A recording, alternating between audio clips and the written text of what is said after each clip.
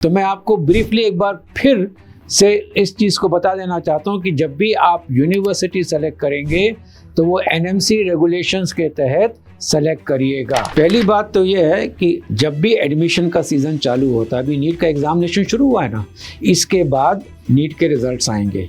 अब आपके पास fly bye night operators आ जाएंगे, एजेंट्स आ जाएंगे, कंसल्टेंट्स आ जाएंगे।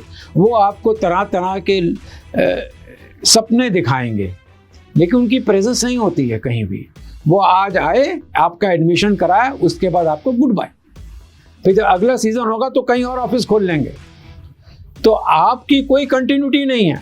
कई बच्चों के पैसे ले लेते हैं, झूठे झूठे एडमिशन लेटर दे देते हैं और गायब हो जाते हैं, बच्चे सड़क पे आ जाते हैं। तो इसलिए जो मैं आपको बताने जा रहा हूँ कि आप खाली वही एजेंसी, वही कंसल्टेंट चूज़ करिए जो कि कुछ क्राइटेरिया मीट करता है। वो क्या क्राइटेरिया मैं आपको बता रहा हूँ। Greetings dear students and dear parents, I am once again back with you। हमने लास्ट टाइम एक वीडियो बनाया था जिसमें हमने चर्चा करी थी कि एनएमसी के रेगुलेशन तहत आपको अपनी यूनिवर्सिटी सेलेक्ट करनी चाहिए। आज मैं आपको बताने जा रहा हूँ कि आप किसके थ्रू अपनी यूनिवर्सिटी और अपनी कंट्री जिसमें आप जाना चाहते हैं वो कैसे सेलेक्ट करें।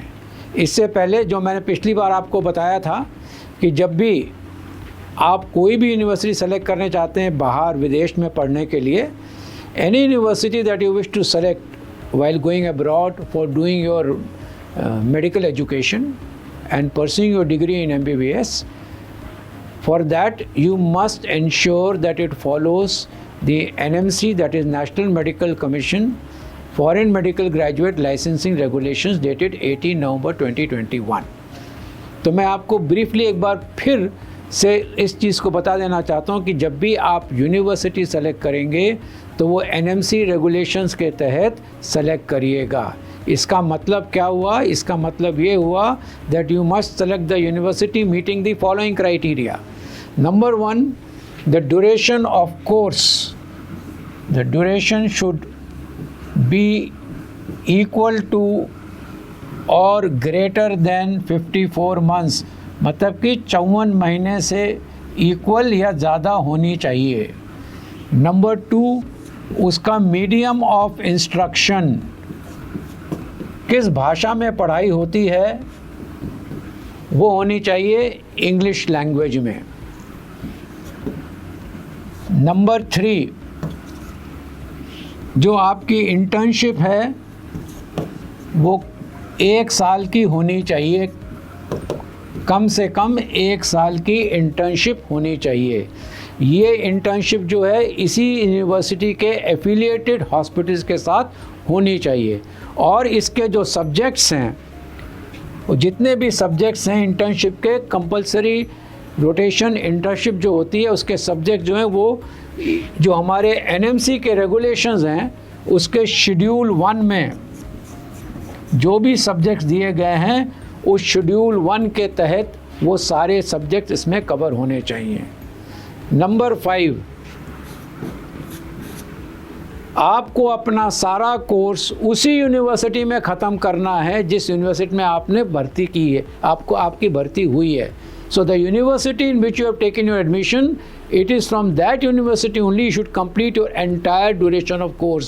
That means you are not permitted to transfer yourself to another university or to another country. आपके दूसरे कंट्री में और दूसरे यूनिवर्सिटी में ट्रांसफ़र लेना इन रेगुलेशन के तहत वो नहीं है, आप ट्रांसफ़र नहीं ले सकते हो।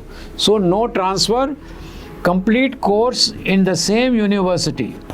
नंबर 6, आप उसी देश में जहाँ पर आपसे ये यूनिवर्सिटी आपकी स्थित है, the same place where your university is located, you should be able to be registered there to get a licence to practise. So you should be able to get registration in the same country with a view to get licence to practise. इसके बाद जब आप वापस आते हैं तो आपको India में आने के बाद FMGE, that is foreign medical graduate examination, या फिर NExT that is national exit test देना पड़ेगा आने के बाद। तो ये सारे क्राइटेरिया हैं जो आपको यूनिवर्सिटी सेलेक्ट करने के लिए आपको मीट करने चाहिए। तो जब भी आप जाएं किसी भी एजेंसी के पास, किसी भी कंसल्टेंट के पास, वो आपको कोई यूनिवर्सिटी देता है तो वो देख लीजिए कि ये सारे रेगुलेशन उस यूनिवर्सिटी के मीट होते हैं अथवा नहीं। So please ensure that which ever university you select for pursuing your degree in MBBS or equivalent, they should meet these criteria. These criteria are laid down in the NMC, National Medical Commission Foreign Medical Graduate Licensing Regulations dated 18th November 2021. So please ensure the university you select fulfills these criteria. अब आपने university select कर ली, अब आप किसके through जाएंगे? अब मैं आपको कुछ किस्से सुनाता हूँ। पहली बात तो ये है कि जब भी एडमिशन का सीज़न चालू होता है, अभी नीट का एग्ज़ामिनेशन शुरू हुआ है ना, इसके बाद नीट के रिज़ल्ट्स आएंगे। अब आपके पास फ्लाई बाय नाइट ऑपरेटर्स आ जाएंगे, एजेंट्स आ जाएंगे, कंसल्टेंट्स आ जाएंगे। वो आपको तरह तरह के सपने दिखाएंगे, लेकिन उनकी प्रेजेंस नहीं होती है कहीं भी। वो आज आए, आपका एडमिशन कराए, उसके बाद आपको गुड बाय। फिर जब अगला सीज़न होगा तो कहीं और ऑफिस खोल लेंगे, तो आपकी कोई कंटिन्यूटी नहीं है। तो please don't get lured bye such fly bye night operators. और मैं आपको किस्सा कहानियाँ सुनाता हूँ। कई बच्चों के पैसे ले लेते हैं, झूठे झूठे एडमिशन लेटर दे देते हैं और गायब हो जाते हैं। बच्चे सड़क पे आ जाते हैं, पेरेंट्स सड़क पे आ जाते हैं। कई लोग ऐसे होते हैं जो आपका एडमिशन करा देते हैं और कराने के बाद फिर आपको वहाँ कोई मुसीबत आती है तो आपका कोई सुनवाई नहीं होती, कोई आपको पूछता नहीं है। कई ऐसे एजेंट्स हैं जो आपसे पैसा लेकर गायब हो जाते हैं और फिर आप उनको ढूंढते रहो। कहने को बड़ा सा एक ऑफिस खोल लेंगे जो इसी साल खोला है, और उसके बाद आपसे पैसे ले लिए, 20-25 बच्चों से पैसे ले लिए, इकट्ठे कर लिए, 20-25 लाख इकट्ठे करके गायब। तो इसलिए जो मैं आपको बताने जा रहा हूँ कि आप खाली वही एजेंसी, वही कंसल्टेंट चूज़ करिए जो कि कुछ क्राइटेरिया मीट करता है। वो क्या क्राइटेरिया मैं आपको बता रहा हूँ।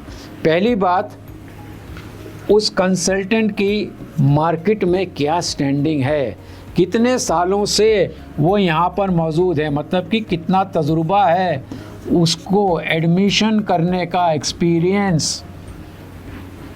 जितने ज़्यादा सालों से कोई एजेंसी मार्केट में है उतना क्रेडिबल है, वो कहीं ओवरनाइट भाग नहीं जाएगा। तो the longer the duration of presence in market, longer duration of presence means greater experience. तो इसको चूज़ करिए जो बहुत सालों से मार्केट में है। Number 2, reach. आपकी रीच कहाँ है? क्या उसी शहर तक है, limited to that city only, या limited to that state only, या इट इज़ पैन कंट्री? मतलब कि अगर उसके पास जितनी ज़्यादा ब्रांचेज हैं, इसका मतलब है कि वो कभी ओवरनाइट गायब नहीं हो सकता, क्योंकि ओवरनाइट इतनी सारी ब्रांचेज बंद नहीं कर सकता। तो जिसकी रीच सारे स्टेट्स में है, जिसकी रीच ज़्यादा है, उस कंसल्टेंट को आप चूज़ करिए। तीसरा, नॉलेज। जाहिर है जिसका एक्सपीरियंस ज़्यादा है, जिसका रीच ज़्यादा है, उसके जितने भी आपके एकेडमिक एसोसिएट्स हैं, एकेडमिक कोऑर्डिनेटर्स हैं, जितने आपके काउंसलर्स हैं, उनकी नॉलेज अबाउट प्रोडक्ट, मतलब कि कौन सा प्रोडक्ट दे रहे हैं आपको, और नॉलेज अबाउट द कंट्री, किस कंट्री में क्या प्रोडक्ट है, ये जाहिर है इनके पास ज़्यादा होगी। तो जिनके पास नॉलेज ऑफ प्रोडक्ट और कंट्री ज़्यादा है, आप उसको चूज़ करिए। चौथा, आफ्टर सेल्स। आपका एडमिशन हो गया, आपके सारे डॉक्यूमेंट्स कलेक्ट कर लिए, सारे लोग करेंगे, एडमिशन प्रोसेस सबका वही रहता है, डॉक्यूमेंट्स कलेक्ट करेंगे, आपका वीज़ा अरेंज करेंगे, ये सब लोग करते हैं। फिर वो आपको बोलते हैं हम आपको ये भी कर देंगे, वो भी कर देंगे, लेकिन कैसे करेंगे ये जानना ज़रूरी है आपके लिए। तो इसलिए आफ्टर सेल सर्विस क्या है, जब हमारा बच्चा वहाँ चला गया उसके बाद वहाँ कोई मुसीबतें कोई देखने वाला है कि नहीं है। तो आफ्टर सेल सर्विस बहुत इम्पॉर्टेंट है। क्या उस यूनिवर्सिटी में जो प्रोडक्ट आपको दे रहा है, जिस यूनिवर्सिटी में आपको पढ़ने के लिए भेज रहा है, क्या वहाँ पर उसका कोई रिप्रेजेंटेटिव है, क्या कोई कोऑर्डिनेटर्स हैं जो कोऑर्डिनेट करेगा। तो ये जानना भी ज़रूरी है कि ये आफ्टर सेल सर्विस जो कोऑर्डिनेटर्स हैं वो आपके पास वहाँ पर उपलब्ध हैं या नहीं है। आर कोऑर्डिनेटर्स अवेलेबल और not available to guide you. Next is, क्या वो आपको FMGE that is foreign medical graduate examination या फिर नेक्स्ट के लिए क्या सुविधाएं वो देता है कि नहीं देता है। Do they give you any facilities for preparing yourself for foreign medical graduate examination or for next, that is national exit test। तो इसलिए अगर वो ये फैसिलिटी देता है, इसका मतलब क्या हुआ कि वो आपके साथ बंधा हुआ है 6 सालों तक। तो he is holding your hands from the time you enter till the time you exit। Lastly, you must ensure that the consultant or the organization or the agent, how many people, how many students have become doctors because of their support। So number of students who have become doctors due to the effort of this consultant, मतलब कि through this consultancy, इस consultancy के through कितने लोग doctors बन चुके हैं अभी तक और कहाँ कहाँ प्रैक्टिस कर रहे हैं, और इसके साथ अभी कितने बच्चे पढ़ रहे हैं। तो उनके पास अभी currently and number of current students, तो इनका रेफरेंस होना चाहिए उसके पास। तो अगर ये सब चीज़ें, ये सारी चीज़ें अगर आप मीट करते हैं, इसका मतलब ये जो कंसल्टेंट है, ये कंसल्टेंट आपके लिए ठीक है। वही आपको एंट्री टू एग्ज़िट सर्विस दे सकता है जिसका बहुत तजुर्बा हो, जो बहुत सालों से हो, जिसके पास रीच पैन इंडिया हो, सारे स्टेट में उसके ऑफिसेज हों, जिसके जो काउंसलर्स हैं, जो कोऑर्डिनेटर्स हैं, उनके पास प्रोडक्ट की नॉलेज अच्छी हो, कंट्री की नॉलेज अच्छी हो। आफ्टर सेल सर्विस उसी यूनिवर्सिटी में वो प्रोवाइड कर सकता है, और वो आपको FMG और नेक्स्ट की कोचिंग या फैसिलिटीज़ या वहाँ पर उनके लोग जाके आपको पढ़ाते हैं कि इंडिया में किस किस तरीके से डिफरेंस है as compared to other countries. तो अगर आपके पास ये सब चीज़ें, ये कौन दे सकता है? वो खाली वही कंसल्टेंट दे सकता है जो कई सालों से मार्केट में है। इसलिए आपको ये सब चीज़ें देखनी है ज़रूरी। आप लोग क्या देखते हैं? आप लोग देखते हैं कौन कम पैसे ले रहा है, कि 25,000 में मेरा प्रोसेसिंग फ़ी हो गया तो मैं यहाँ चला जाता हूँ, वो मेरे को टिकट भी दे रहा है। अरे ये छोटी चीज़ें हैं, आगे 6 साल तक आपका हाथ कौन थामेगा? तो आपका हाथ वही थामेगा जो मार्केट में लंबे तौर पर है, और क्योंकि वो लंबे तौर पे, तो इसीलिए वो थोड़ा सा आपसे पैसे भी ज़्यादा लेगा। तो आप पेनी वाइज पाउंड फुलिश मत हो जाना कि यहाँ तो 5,000 में हो रहा है, उधर 50,000 ले रहे हैं। ये सब नहीं होना है, क्योंकि जो आपसे पैसे लेगा वो ये सब चीज़ें प्रोवाइड करने के लिए भी तो पैसे लेगा ना, उसका भी तो कॉस्ट है। तो इसलिए आप छोटे से कुछ पैसों के लिए आप अपने बच्चे का या बच्चे अपना फ्यूचर किसी ऐसे एजेंट के पास ना रख दें, किसी ऐसे कंसल्टेंट के पास ना रख दें जो आगे चलकर आपको भारी पड़ेगा। कल को आपके बच्चे को कुछ होता है तो आप किसको पकड़ने जाएंगे? वो तो वहाँ ऑफिस होगा ही नहीं, उसका इकलौता ऑफिस है, वो बंद करके चला गया, वो सीज़न में ही आता है। लेकिन जो ऑर्गेनाइजेशन 24/7 आपके साथ है, वो ऑर्गेनाइजेशन चूज़ करने की आवश्यकता है। तो ब्रीफ में मैंने आपको बता दिया संक्षिप्त में कि ये सारी चीज़ें कंसल्टेंट के पास होनी ज़रूरी हैं, और ये आपको चेक करना है। खाली सिर्फ पैसे को लेकर नहीं जाना है, आपको ये लेके जाना है कि आपको एंट्री से एग्ज़िट तक कौन आपका हाथ थामेगा, कौन आपकी मुश्किलों में काम आएगा, कौन आपको आफ्टर सेल सर्विस देगा, कौन वहाँ पर आपके बच्चों को रिसीव करेगा, कौन वहाँ पे उसका डॉक्यूमेंटेशन कराएगा, कौन वहाँ पे उसके खाने पीने और हॉस्टल का अरेंजमेंट कराएगा, कौन वहाँ पे जो आपका बच्चा बीमार होगा तो वहाँ पे आपको फीडबैक देने के लिए वहाँ पे कोई है कि नहीं है, और वो जब होगा तो वो यहाँ पर इधर बताएगा ना, वो आपको बताएगा कि इस स्टेट में मेरा ऑफिस है, यहाँ पे आपका बच्चा गया, वो इनसे बात करेंगे, वो आपको इमीडिएटली आप ऑफिस में जाएंगे, आपको सारी खबरें मिल जाएंगी। इसलिए मेरा आप सबसे निवेदन है कि आप यूनिवर्सिटी वही चूज़ करो जो एनएमसी रेगुलेशंस को फुलफ़िल करता हो। आप देश वही चूज़ करो जहाँ पर यूनिवर्सिटी ज़्यादातर गवर्नमेंट वाली हों, जो रिकग्नाइज्ड यूनिवर्सिटीज़ हों और जो एनएमसी के रेगुलेशंस को फॉलो करती हों।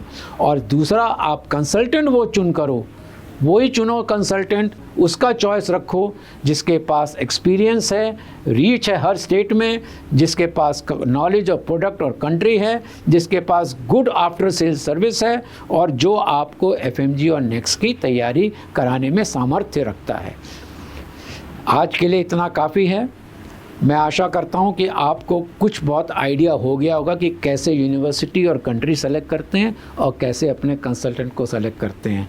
अगर आपके पास कोई सवाल हैं तो वो ज़रूर मेरे पास पोस्ट करिएगा इस वीडियो को देखने के बाद, और मैं कोशिश करूंगा कि अगली बार जो वीडियो बनाऊं उसमें आपके जो सारे सवाल हैं उनका मैं कुछ सोल्यूशन या जवाब दे सकूँ।